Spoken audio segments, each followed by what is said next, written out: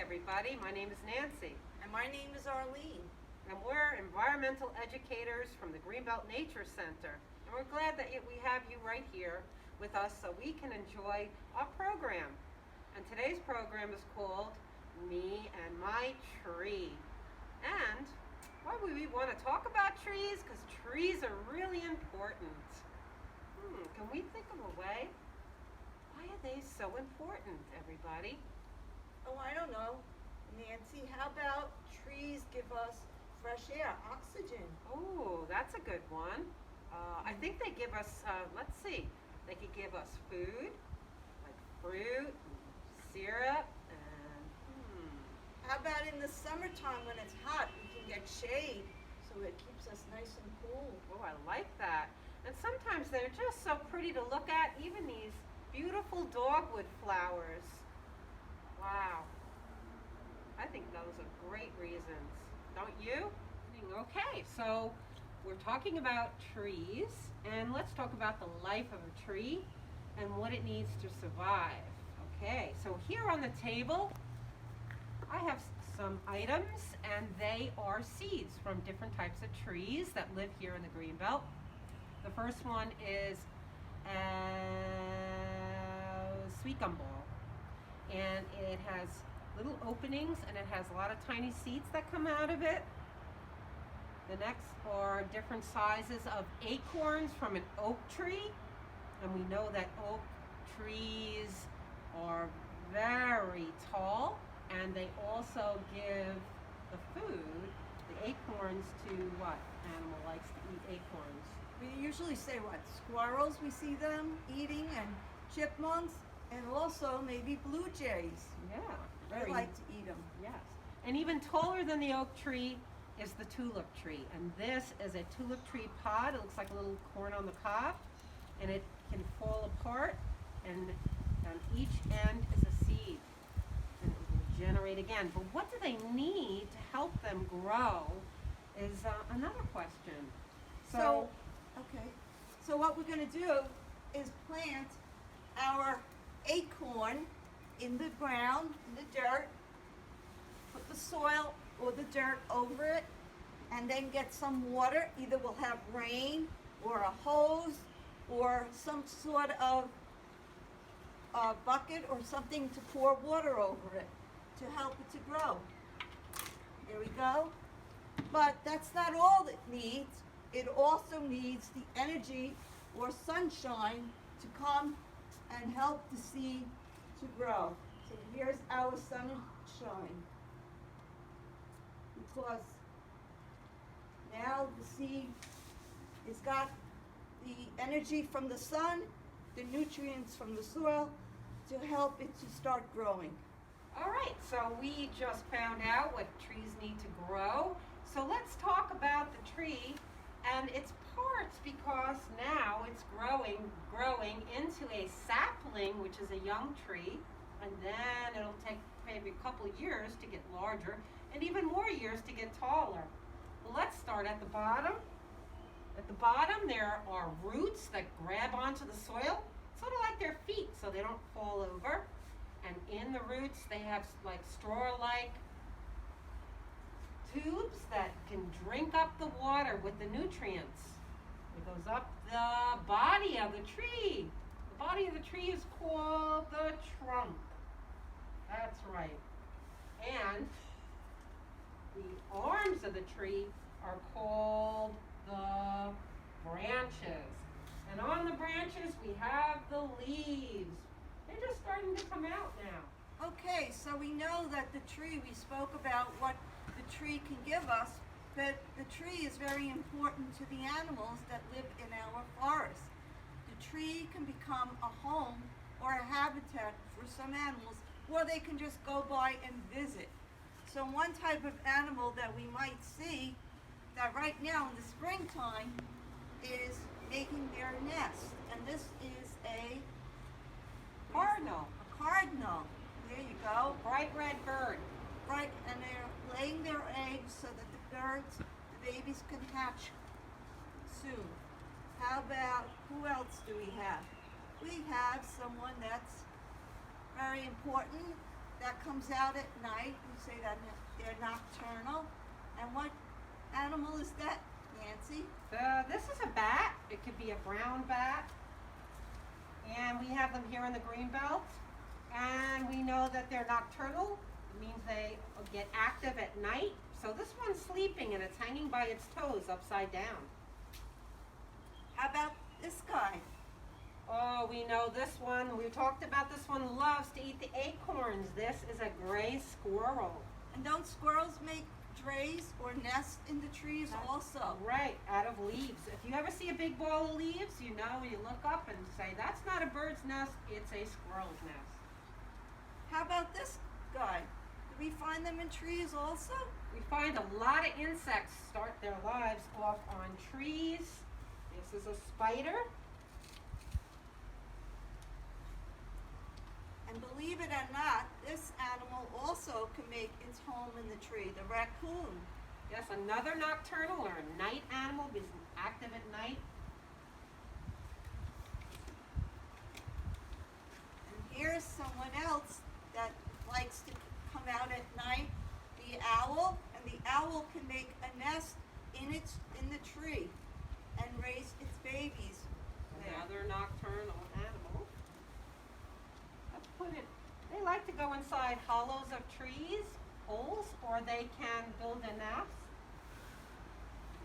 This guy finds the trees also very much food into it. Usually it's one that's not healthy, right?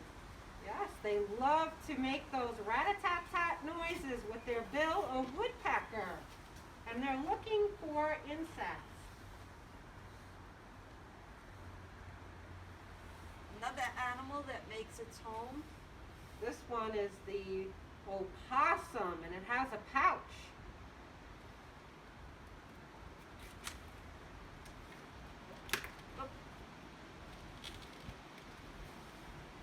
We have another animal, a chipmunk, that likes to live close to the ground, stays on the bottom and moves around, and also eats those acorns.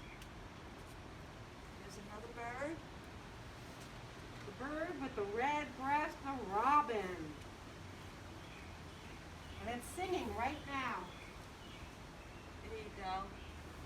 Hello there. My name is Nancy, and I'm an environmental educator with the Greenbelt Nature Center. And my name is Arlene, and I'm a co-worker with Nancy. Yes. All right, today we're going to be reading a story about a life cycle of a tree. And it's called In a Nutshell by Joseph Anthony and illustrated by Chris Arbor. But illustrated means that they drew the pictures. But before we start, we're going to meet a couple of animals in the storybook. And Arlene will show you some of the animals that we'll be meeting. Everybody knows this one, the caterpillar from the Hungry Caterpillar. We're going to see him in our story. And here's something that we'll see in our story, which is the hummingbird. This is the time of the year where you could see a hummingbird outside. It's starting to come for this warm weather. And this, everyone knows, is our turkey. Gobble, gobble, gobble. Turkeys. They like to eat those acorns too. And who's this? A robin. A little squeak sound. And a lot of the robins are outside walking around eating some worms that are used in the soil to help irrigate the soil so all the water can go down. And finally, we have our insects. We have our grasshopper and our cricket. Let's see if he makes a sound. So you might hear that sound Very soon. Yep. Okay, Nancy, so you can tell us our story. Okay. Dawn sparkled on the great forest.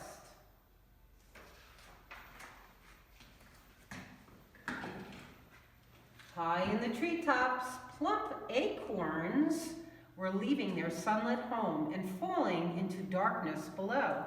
One little acorn wanted to stay in the light forever, but soon it lost its grip and fell to the ground. And we know that acorns are seeds from the oak tree, right? And all trees start their life as seeds. A moment later, it landed with a thump, and it lay still on the forest floor. It was very, very dark. And I see an animal here, the worm. The worm. Oh, here's the worm going along in the ground. Worms are not like snakes. They don't have a backbone. No, they don't. Somewhere deep inside, the acorn knew it must get back to the sunlight. It would have to break free of its shell and become bigger than what it was. So when the season was right, the acorn burst open and it pushed out roots and a stem, and it stretched itself into a tiny sapling, which is a baby tree. See the root coming out, going into the ground so it can drink the water and the minerals, right? And here comes the first trunk. The sapling took food from the wet soil and it soaked up every drop of light. With its tiny leaves, it could reach and grew a little more each day, just like you, right? As days passed into years, the sapling discovered that becoming an oak wasn't easy. Hungry mouths nibbled on it, and look at that. What is this? This is a caterpillar, and Arlene has our caterpillar over there. What is a caterpillar, Arlene? What is that going to become? This caterpillar, when it grows and gets bigger and bigger, and then finally it goes and rests, and it can become either a butterfly or a moth. Right. And then it said vines choked it. And we have this fast flying little bird that we can see now.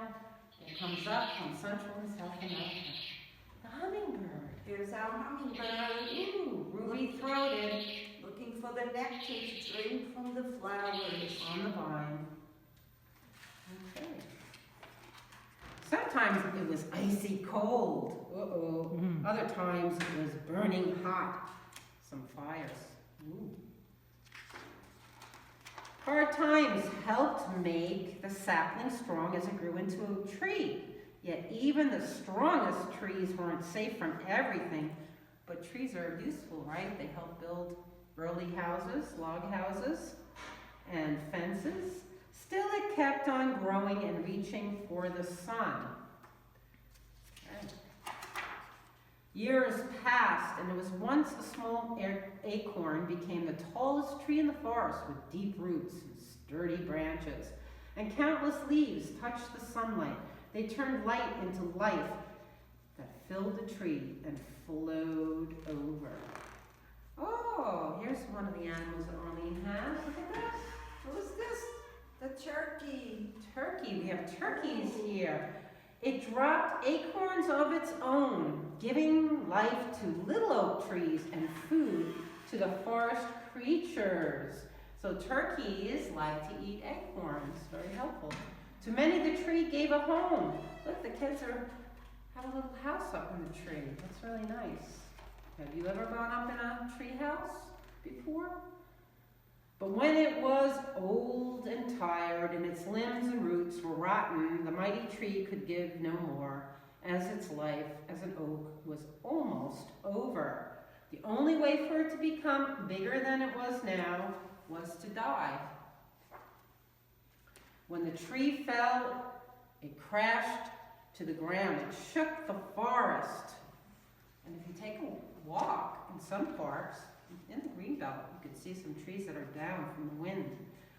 Worms and bugs took over the tree's life and returned it to the soil. So these are decomposers.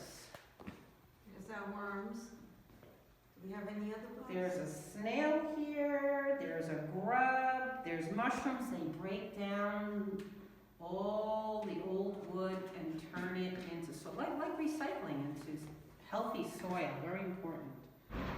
Finally, the tree became a pile of rich, dark earth. No one remembered that it was once a living tree, grown from an acorn. I see the robin. Here's the robin going Yeah, around on the look. ground, looking for its worms, and also maybe some material to make a nest. Yeah, they're building their nest now. It's spring. Right. This looks like spring with flowers, because you know trees get flowers before they have the fruit. It seemed that the oak was gone forever when another tree was planted there. The life of the oak passed from the soil into the new tree. Ah, a cherry tree. So they weren't planting an acorn, they were planting a cherry tree, another seed. And look, they're harvesting the cherries, and they usually come out around June. Yummy. When the cherry tree grew up, birds ate the fruit, scattered cherry seeds, and a new life throughout the whole forest. And this is a flicker, a type of woodpecker, and that enjoys fruit. Until the life of the little acorn became part of everything. So, it's so important to have trees, isn't it? The end.